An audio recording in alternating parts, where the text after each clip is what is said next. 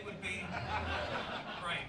I wasn't expecting this many people here at all. I thought it'd be like a little intimate thing, him from YouTube and stuff. So I was like, I want to sit down, like a school assembly, like you just said. And I'm playing these riffs sat down, and I never sit down. So I felt like I'm in the corner here, just trying to play my little shreddy riffs, but I should be standing up with my foot on something. So that's a bit odd. Sounds good though. So yeah, this little thing. I'm Dagan, if you didn't know, formerly of that company.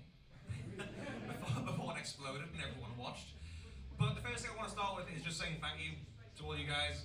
The response after all that happened, and following on YouTube and support on Instagram and social media and in person, even the stuff I've seen today, I haven't stopped speaking to people.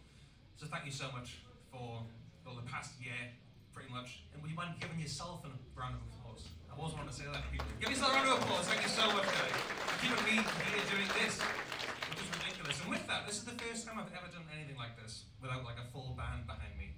So it's going to be more of a Q&A kind of thing. I'll talk about some gear, I'll talk about some pedalboard stuff, I'll talk about my time in the industry a little bit. I'm not going to stand here by myself and play loads of Van Halen songs, so if you were expecting that, I'm sorry. It's going to be more like an interactive experience. So get your questions ready for later on.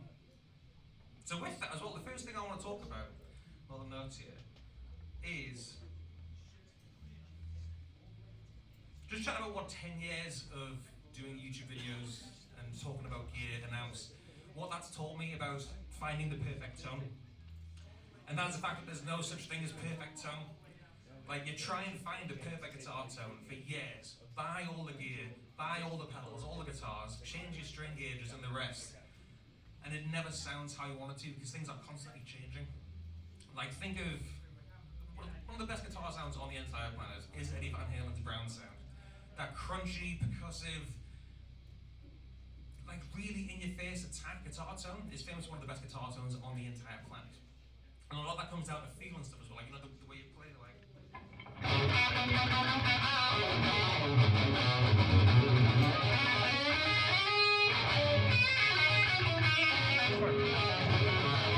got to do that kind of weird percussive kind of thing to get it.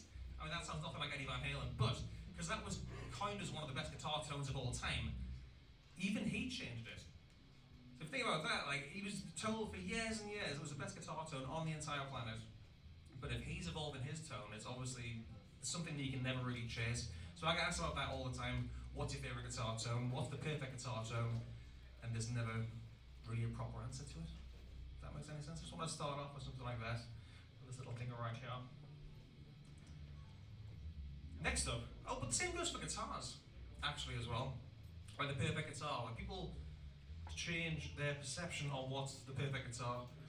What was I going with this? I wrote this down on my phone. I don't know where I was going with it, so I'm going to skip over that bit. If that's okay.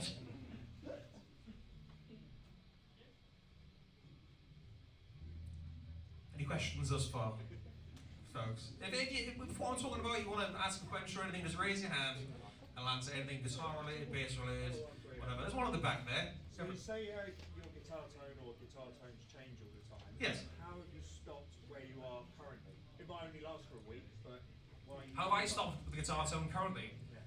It just becomes obsession to a point. Yeah. So after the whole PMT thing, you might know I started working with Andertons, and Lee Anderton has a big part in Victory. And because I was with PMT, I never really played Victories before. And I got a chance to play one. And they're wonderful, handmade in the UK amplifiers, so I can't stop playing that right now. That's the current obsession, and just the way things go, something else might happen in the future, or I'll talk about this later, but the tone is in your fingers as well. You can play through anything and get the tone that you want in your head just by tweaking certain things, adding pedals to things, and everything in between. So yeah. Next up, I was going to talk about some, myth busting. Busting some famous myths that I've heard over the years of doing YouTube and chatting to so many guitar players and stuff. The stuff I've heard and this, whether it's true or not. And the first thing is the tone in your fingers. And yes, it is. I mean, it's half and half. Like, you've got to get the gear to sound a certain way, of course. But the way you play, the phrasing, the attack, the dynamics, the phrasing, and the articulation is all thanks to you when you play. I had the pleasure of playing through Eddie Van Halen's guitar rig from the 2015 tour, when I was in America one time, and it sounded awesome, but I didn't really sound like Eddie Van Halen. Like, and you hear with Scott Ian as well, the guitar player from Anthrax. He's a huge AC/DC fan, and he played through Angus's rig. And you play the riffs and get it nailed down, but you still don't sound like those people. So the tone is very much in your fingers when it comes to that kind of myths. Actually, do you guys have any myths that you've heard, or you want to know whether it's a myth or real or fake or anything right now? Not right now? Save your questions till the end. Till the end. Next thing, this is just for the. I do like an overarching kind of thing, just answering questions, whether you know the answer or you don't know the answer. And the next one was true bypass or buffered pedals. What's better? Like everyone always says true bypass is great because it keeps your signal nice and clean and pure, so you get the full effect of your guitar going through straight to the amp. And that is very much the case. But the longer the cable, and that's essentially an extension of the cable when you plug into a true bypass pedal. So say if you've got loads of true bypass pedals, going to your pedal board, to your amp, in the effects loop, going back and forth between the whole thing, essentially you've got like an 80-foot cable there, and you'll lose a lot of high end. So you do need some buffered pedals, which have a active circuit inside of them which boosts the signal. Inherently you do lose a little bit of high end, a little bit of, well, it colours the tone. It doesn't lose the high end the same way as true bypass does, but it colours the tone ever so slightly. So the second myth I want to bust is what's better, true bypass or buffered? And there's no right or wrong. Like Prince used like 10 boss pedals, all buffered. That sounded great. Like he sounds fantastic. So there's no right or wrong way to mix them up together. Dagan, where are you on string gauge? Where are you on string gauge? String gauge. A few seconds. That was a little sip. String gauge is quite interesting. So I want to talk about this later, but I'll talk about it now. I am D'Addario 10 to 52. I used to be straight up 10s on Gibson scale length and 9s on Fender scale length.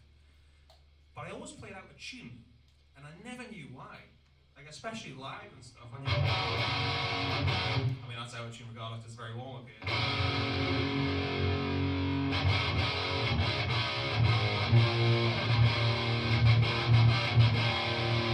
And I found out that I actually picked quite hard.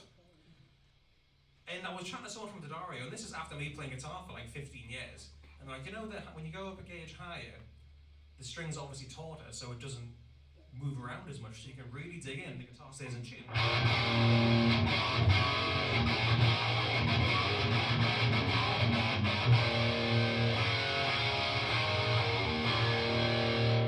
But 11s on the high end for me were a bit too intense. So the 10 to 52 is a nice little compromise. And something I realized with that as well is thicker strings do make your guitar sound better. It's so contradictory, because thin strings, a lot of the time people are realizing with heavy metal and stuff, with thinner strings, you do kind of cut through a bit more, even though you might have to downshield and stuff. But you do get a bit more attack with thinner strings. But the thicker strings, I don't know whether it's because there's more metal there to get picked up by the magnet of the pickup, or because the strings are thicker, you have to raise the action a little bit more, because there's a bit more rattle because it's closer to the fret. So everything's ringing a bit truer. I don't know, but for me, 10 to 52 is the perfect gauge, and I always encourage people to just try that little string gauge heavier, especially on the low end, because it just beefs everything up. I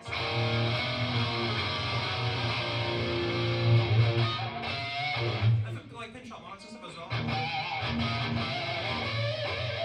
There's more to grab onto with your right.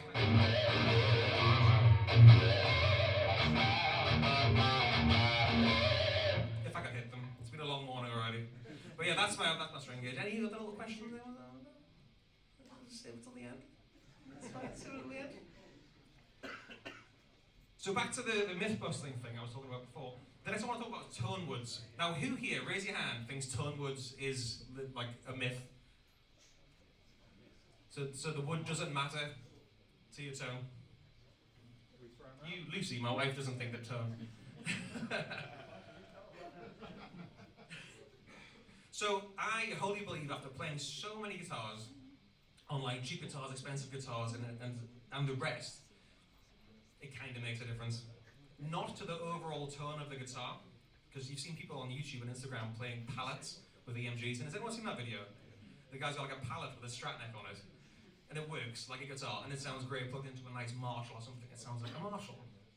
But when it comes to actually playing the guitar, the way they resonate and the way they ring, just acoustically, tone wood does play a big part in that. And that inherently makes you play a different way, therefore your tone will be different. If that makes sense? Like, some guitars are area, lighter guitars kind of ring a bit truer, heavier guitars have a bit more kind of thud and depth to the acoustic nature of when you play it. And that translates to you playing different, therefore your tone is different. So it's not like Paul Reed Smith will drag me off the stage for saying this, but like, a thick maple cap won't necessarily give you a big, bright mid-range and stuff. It might if you look at it on a graph or something, but for you playing, especially in the mix of a band, like you're never going to notice that maple top make a difference, but it does make you play differently, and therefore your tone's different. I thought that was quite important for people to know. Yes, cool shades guy. Do you prefer maple necks or rosewood necks, and why? Is in fingerboard or neck in general? Fingerboard. I'm a maple guy. Maple guy. I'm a darker fretboard guy. So I just like the way it looks. That's all it is. And Aesthetic. for me, that plays a big part into why you want to pick up a guitar, why you want to play guitar. I know is facetious the right word? Yeah, Lucy, is that right? Dictionary over there? Like to think that the way a guitar looks, but if you've watched me on YouTube, you know what I'm like. I just love these stupid wooden things with strings on.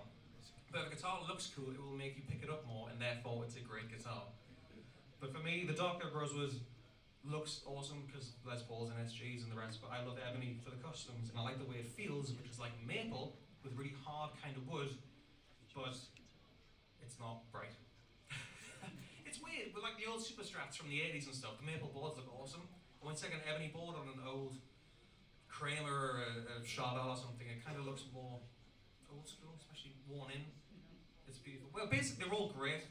I love everything. You can't go wrong with it. That's the thing I used to get all the time on YouTube, doing stuff for PMT or whatever.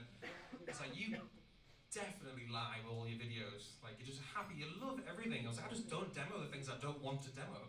Like, obviously if it was something new that PMT wanted to push, like an own brand guitar or something, but I would find the good in that and then show it to you guys. It was never a disingenuous video, even though in every video I was like, I'm absolutely buzzing all the time. So I get that off my chest. Yes, mate. Regarding sort of vintage guitars Yes. versus modern guitars, do you have a preference? Vintage, talk about the tone wood thing before. Vintage guitars do ring a bit different. I know a lot of us probably in our head as guitar players, like expensive vintage guitars play and sound better, but they do because the wood's older, and you can kind of replicate that these days with roasting woods and stuff, but it's never a true representation. But in saying that, I've played some vintage guitars that are absolute dogs.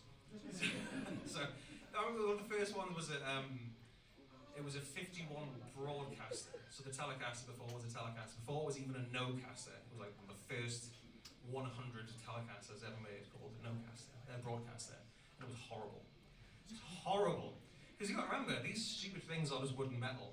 And if they're not stored correctly, as ridiculous as that sounds, like everyone knows you've got to keep Martins in a nice dehumidified room and stuff. But electric guitars as well. If they're not kept right, the frets can pop out, the neck can warp, it can get all odd and stuff, so you'd never get that with a modern guitar, especially the way construction is these days. And guitars are made to kind of prevent that. But I still wouldn't turn my nose up at a 52 gold top or something.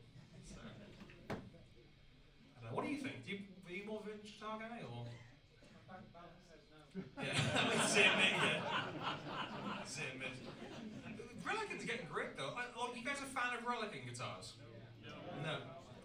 No. Why not? Screw all, yeah, they're brilliant. That's it. When you play a worn-in guitar, it just feels nice, don't you think? Am I just by myself? They just feel worn in and nice. And the amount of time and effort it takes to wear away a Strat like Steve Ray Vaughan and stuff. I haven't got the time for that. I haven't got the time for that at all.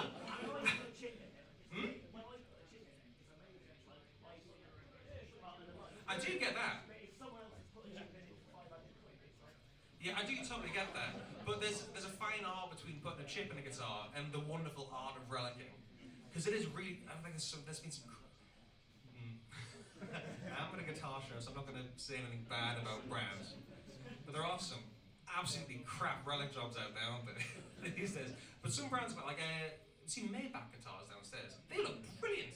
I've never seen one of them before. We came for some coffee before, and I was like, that Flying V and that P98 Les Paul look bloody amazing. And I bet they feel amazing as well, because they're relics. Little things as well, like, I don't get how you can't enjoy a relic guitar but get away with having rolled fingerboard edges and thinking that's better on a Strat, because it's the same kind of...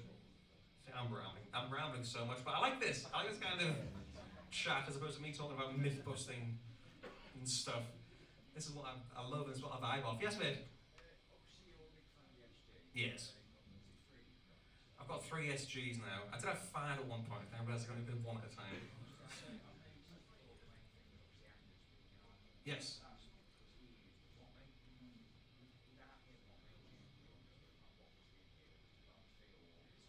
Okay. That was... I love SGs. I play SGs because of Angus Young. If it wasn't for that, or what kind of kept me there, is that what you're trying to say with the SG? Yeah. What damage from it? It's got horns. It looks badass. The Les Paul looks like an acoustic guitar, which is wonderful. This has got horns on it. Now it was because I've always been quite a tall guy, which is hilariously contradictory because Angus likes SGs because he's a tiny little human being. But I'm quite tall, and the way these guitars kind of sit on you, they're really long, and they just kind of feel right. And again, what I was talking about before, about not being a narcissist, but like wanting a guitar that looks cool, that will make you want to pick it up more. I remember being a kid thinking, looking at yourself on stage, when you close your eyes, what do you see yourself with? And for me, it's just always been an SG, because after seeing Angus and stuff. And again, I played some vintage SGs, which are horrible to play. But it's just the nature of the beast. When you find a guitar which is good for you, like for me, it's the SG Custom, because it's just, look at it. Beautiful. I got this before the prices went ridiculous now as well. So, if you don't know as well, the middle pickup is disconnected. I get asked quite a bit if you are looking. I've got a slam right down to the body, but...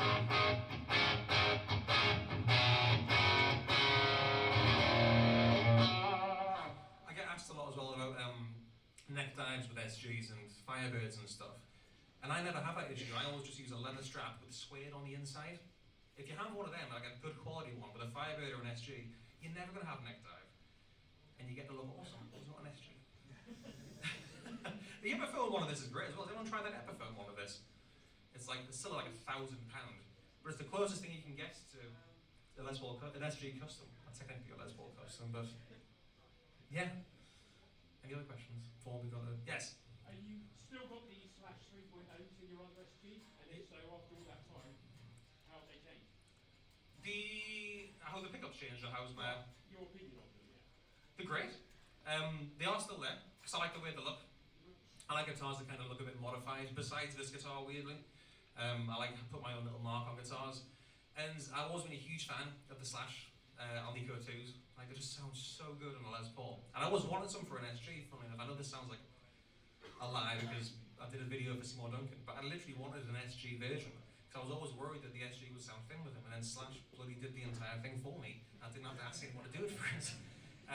So it was an honour for them to reach out, but they are still there. For me, it's just the neck pickup.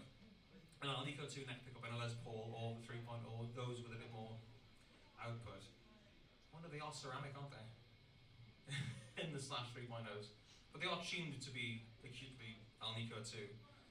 Yeah, they're great. It's just that Slash guitar tone that we all love. I'm a big fan. I do recommend as well. I see a little question at the back over there somewhere. Yes? It's like a chambered against unchambered. Chambered against unchambered. I'm not really much of a chambered guitar player, so I haven't spent a lot of time with chambered guitars. I do love them because they feel fantastic, and that airiness, like I was talking about before, with tone woods making you play a different way, you will just play different on, like, completely different on them, and you'll get a different vibe and a different tone. I always think of questions like that as if I were to spec my own guitar, would I want a chambered one? Probably not, but just probably because I haven't had a lot of time with that kind of thing.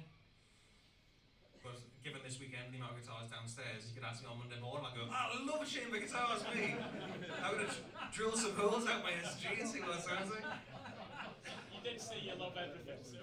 Yeah, that is fair, I do love everything. With that, actually, I did a video on the new cream tea guitars. Have you seen them downstairs with the interchangeable pickups? Like out the back. It's a ridiculous bit of tech. And there was something about the guitar, because it wasn't chambered like a Strat, it didn't have the Strat trem hole in the back. It had two separate holes and it resonated slightly differently. I really liked the way it resonated. Is that classed as chambered if there's just a hole straight through the guitar? I like that, so yeah, if that answers your question, that's the crack. Any other ones before we move on? Yes, mate. What's your least favourite gimmick that you've seen in the last 10 years? My least favourite gimmick of some guitars. Changeable pickups being an example, but Yeah, I like changes which innovate and kind of push things forward, because you see a lot of tat. Has anyone ever has everyone I shouldn't say that way. Has anyone here been to the NAMM show before? In America? Well, they've got all the fancy brands and stuff, everyone loves that, but downstairs is like the Raj booths. In Newcastle, Raj means crazy, ridiculous. It's all these independent brands from like China and like around the world that just make the most stupid, wonderful things you'd ever want to see on guitar. So I've seen guitars where, I think Dweezil Zappa has a permanent version of it, but you can press a little button and the top strings go fretless. The frets switch around. So it was like you could chord on the bottom, but then play a slide guitar, fretless guitar on the top three strings, and then switch it back with a little button like that. What else have I seen? I do love all the crazy MIDI stuff that Manson do, like with Matt Bellamy and stuff, controlling chaos pads and whammies and stuff. I think that's a fun thing which could be integrated a bit more in a bit less of a steampunk cyber kind of way.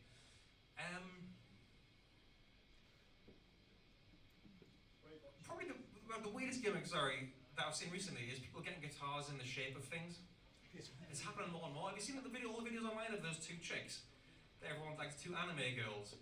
Like Gary Holt's got one, Emily Hopkins, the harp lady, has one as well. And I'm just seeing more and more people go to get these crazy, like, Chinese companies to make ridiculous guitars. So, well, I'm thinking now, but I don't want to just sit here and ponder with everyone looking at me for ages.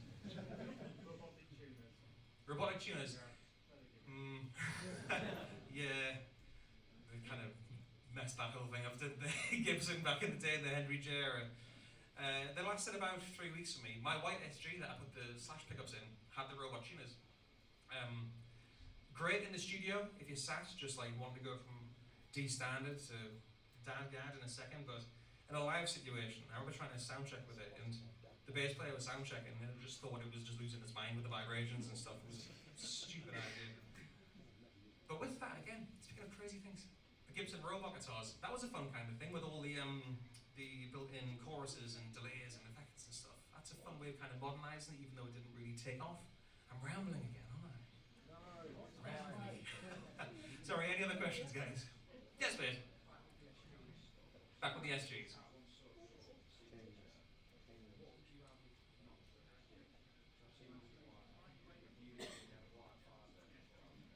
Yeah, what would I have if I didn't have an SG?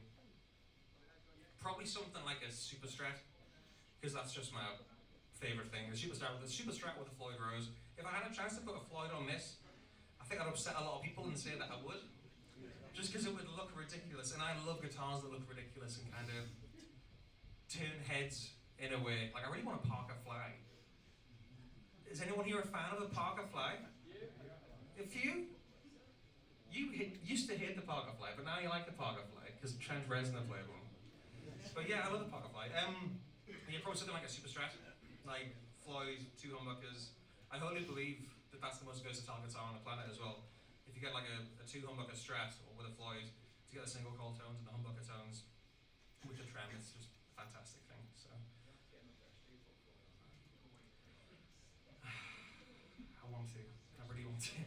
You can get the top mounted Floyds and stuff, but I want a full on. I've seen Tony Iommi have one with the Floyd, so they've got to at some point. Yeah, put a Staniak in it as well and scallop the frets. Yeah, everyone hate me.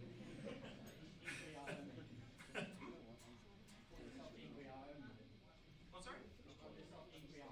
Ingve Iommi. It's better than Dagan, isn't it? Just isn't even a name. My mum just sneezed when she said David. And it's even written wrong on all the signs. But that's fine, that's what I get for having a stupid name. Any other questions before we move on? Yes, mate. With like the modern versus vintage stuff, like pitching strings out of tune and then like modern gimmicks, what's your thoughts on things like Evertune? With the gimmicks and stuff and vintage modern guitars, what's my thoughts on Evertune? I've never really had a lot of time with Evertune. They're obviously great because people love them, like and tour with them and have them in the studio, like kind of like Devin Townsend, Gojira, all those guys are the Evertune guys. It's fun to watch them mess with it. Like, saw a video on Instagram of some guy playing the Freebird solo with an Evertune, but it was all just the same note because it wasn't like changing at the bridge. So it's really clever like that, but it's not something I've had a lot of time with, just because the guitars I play aren't modern in that kind of sense.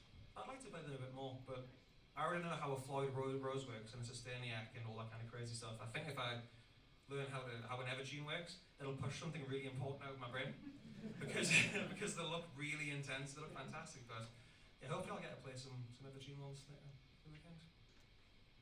Any questions? No?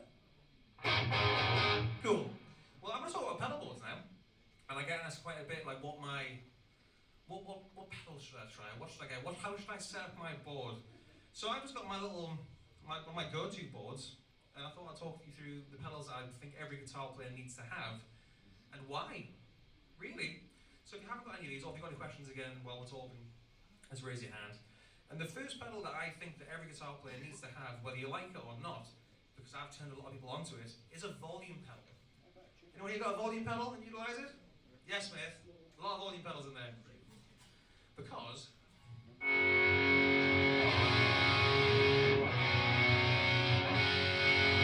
not only can you do all that daft ethereal stuff, with me playing an SG a lot, for my clean sounds, I don't really like using a clean tone. I like turning the volume down on the guitar. That kind of classic old school thing. But if I want to be dynamic and play something at the same time,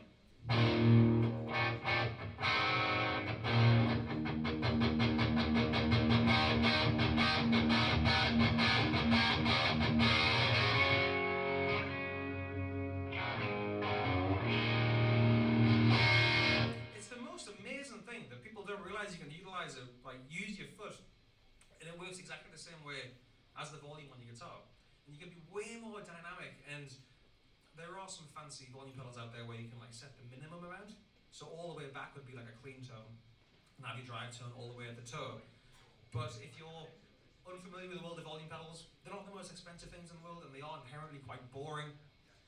But they're fun to play with. They're fun to play with the dynamics with, especially live as well, like going from a verse to a chorus and bringing it in slowly. It's way easier than having to mess about with your volume control and stuff. Does So. that one need power, Doug? Does that one need power? Passive? Yeah. Yeah, sounds fine. Completely passive, yeah. I've always used the Dunlop one, the Volume X. I saw someone play with it, probably someone like Eddie.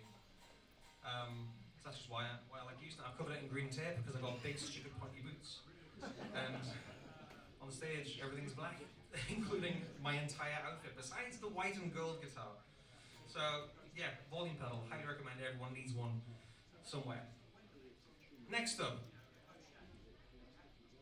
Should I do these now or do these last? I'll do these now. I'm a weirdo, right? Because, well, loads of reasons. I use a bass wah with electric guitar. Does anyone else here do that? Has anyone else heard a bass wah with electric guitar before? Yeah. They're awesome. Like the coolest thing in the world.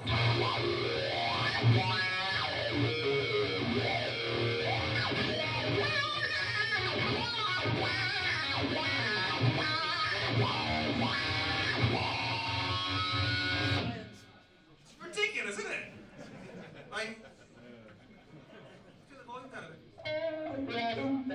It's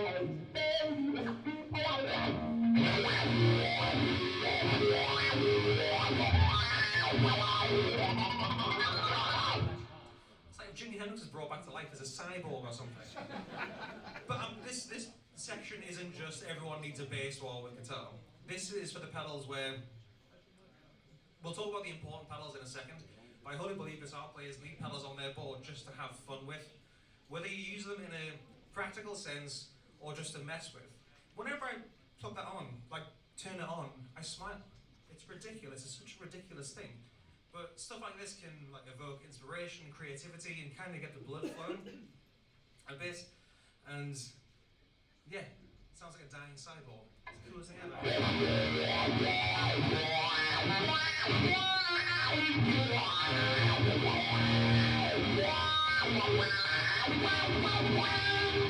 I shouldn't have sat down for this. It's so weird playing guitar and sat down. I feel like I'm just like this for you guys. I'm really sorry sat at the front.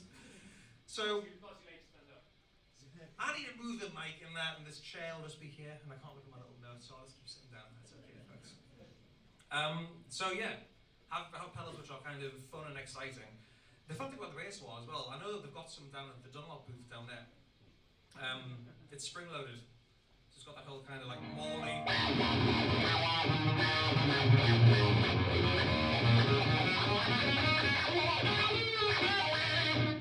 kind of thing. It's a lot of fun.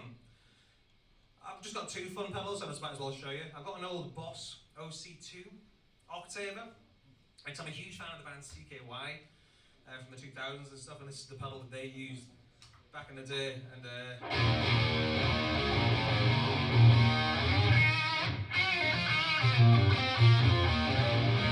anyone knows this riff like that?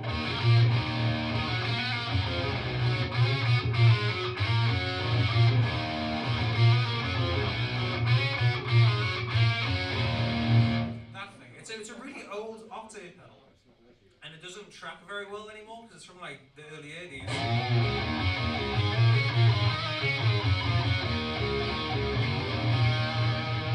The wobbles all over the place, but that's the quirkiness of this pedal, and that's why I like it on my board, because it makes you play and think differently and have a bit of fun. So those are the fun pedals you need. Next up is a couple of different variations of overdrives. Who here has multiple overdrives on a board, or do you just stick to one? Right, 4 of you. Right, then I highly recommend getting 2 different flavors of overdrives. They haven't got to be ridiculous ones. My go-to have always been the Boss ST1, which is my first ever pedal I got when I was 13, down here. That's loud. So pedals like the ST1 have a very kind of transparent overdrive and kind of build everything up with a little bit of seasoning on top.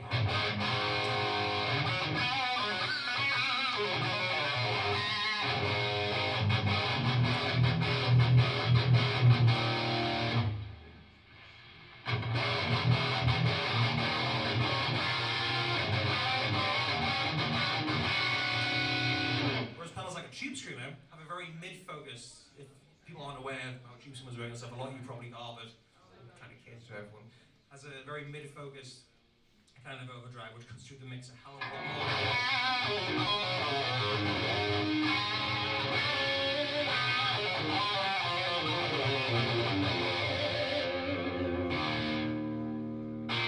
So yeah, get a couple of different overdrives for your board to make it the perfect board. I realise that I'm running out of time a bit, so I'm just going to skip straight through to 15 minutes max. An EQ pedal. Does anyone out there use an EQ pedal? Give me a yeah! Yay! One of the most underrated pedals on the entire planet, in my humble opinion. Because EQ's on your amp. Why, and like in pedals, why would you need a separate pedal that does it for you? Because you can essentially make your own signature sound with one of these little boxes. I've got the MXR one on the pedal board right now. And now tune talk amongst yourselves for a second again. Talk to the person to the left of you, then to the right of you. One of you will be friends by the end of this.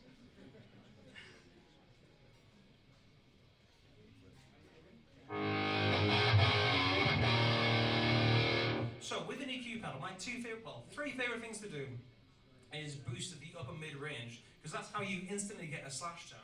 Has anyone tried that before? Like, it's hilarious how I think it's mostly done with the Boss G7, but if you boost halfway up the mid range, it's like that nasalness come through the amp, and as soon as you start going like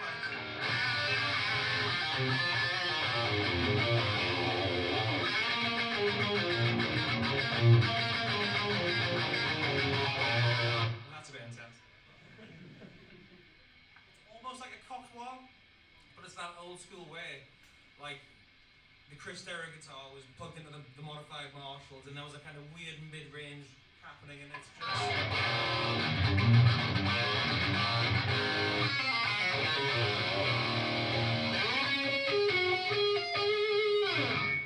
Yeah, it's been 2 hours since the guitar show, and that's the first time you've heard that riff. You're going to hear it a lot more this weekend. So, can't believe I've done that in front of everyone. So yeah, messing with it to get famous guitar sounds is one way. And the second fun thing to do with an EQ pedal is to get that fun kind of lo-fi sound. I keep thinking this guitar is going to blow up, it's very close to me. So you just take all the lows out, bump all the highs, and you get that classic like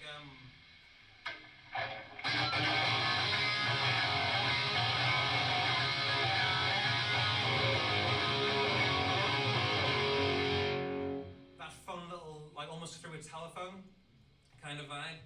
And that tone isn't for everyone, of course. When you use it in the context of a mix or with a band, going from like a pre-chorus to a chorus, if you turn that on, and like you heard there, when you turn it off, everything just expands massively. So that's why I like using that on an EQ pedal. Lastly is, you haven't heard a lot of clean today, besides me messing with the volume control and the volume pedal, but what I love about the EQ pedals is if you turn everything down, off essentially.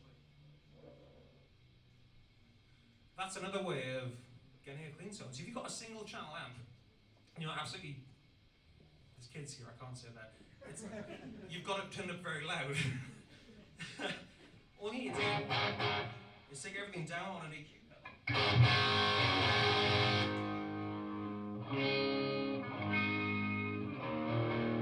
You got a clean channel? Kinda. You know what I'm getting at.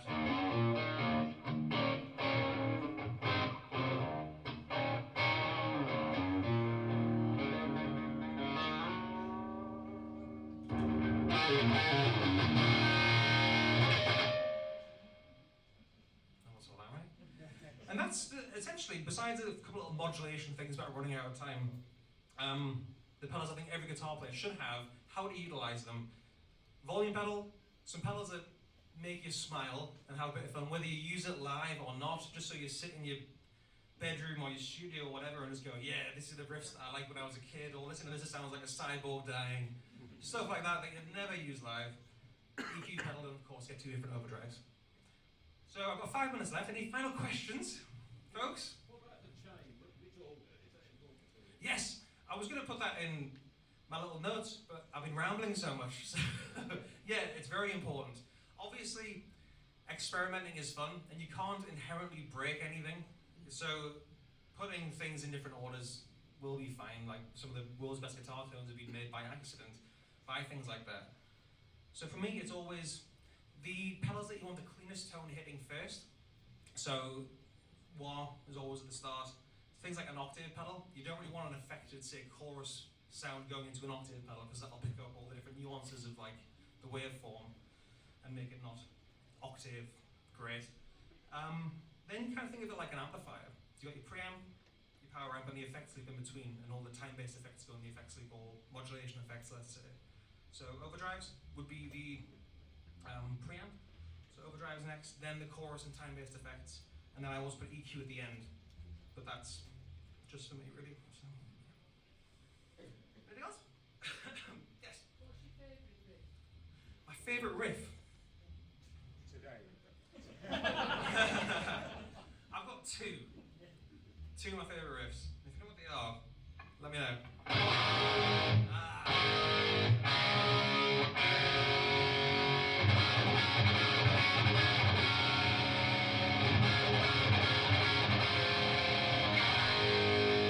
I've actually got 3.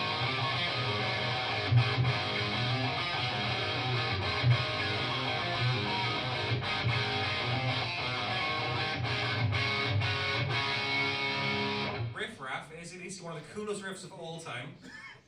Second one is... see if anyone knows this one.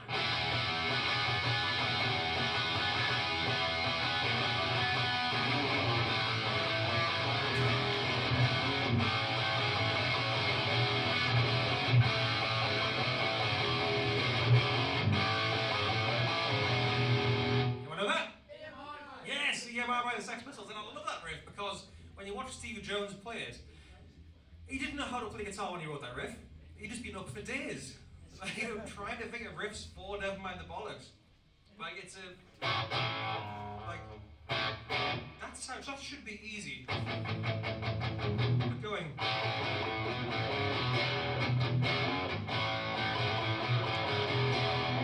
Right, last final riff. Greatest riff of all time.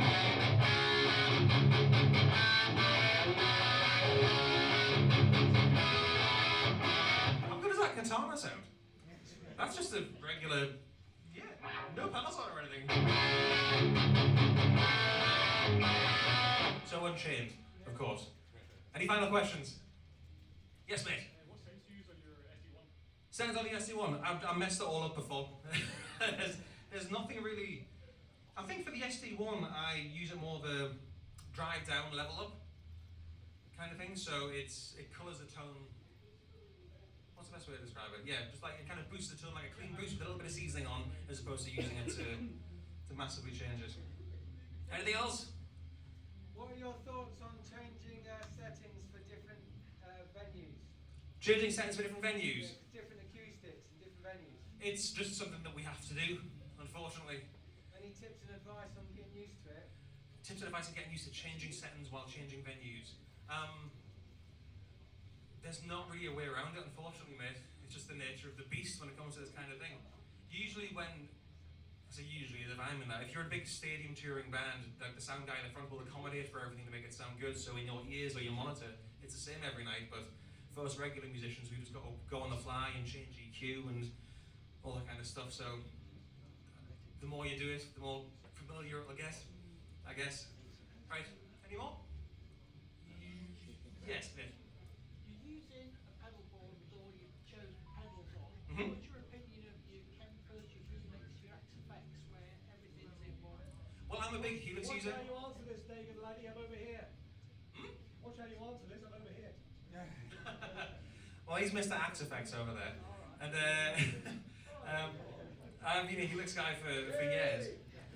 And for the application and stuff, they're great. Like, I love using amps and pedal boards, but sometimes it's just not feasible because every venue in the world has stairs.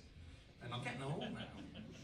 Well, I used to dance more than play. I used to have like semicircle pedals. So Nice. when the thing came out in one, Yeah. it was great. Yeah, I mean, it's cool for that kind of thing as well. You can experiment with things and try things that you never would buy. Like go on a Helix and try your tinny pedal. I've never even heard a tinny pedal in real life, but I know what one sounds like through the Helix and I might want to buy one separately. So that kind of thing. They're great. Right. Time to play off. Well, that was fun. I didn't know what I was going to do, so thank you for all being accommodating, asking questions and listening to me ramble about this kind of thing because this whole thing's completely new to me. And thanks to all you guys, I get to keep doing it. So I'm going to be at Boss all weekend, down on the floor, having a bit of fun, so come and see me down there. And thank you all so much again. This is ridiculous. Cheers, guys.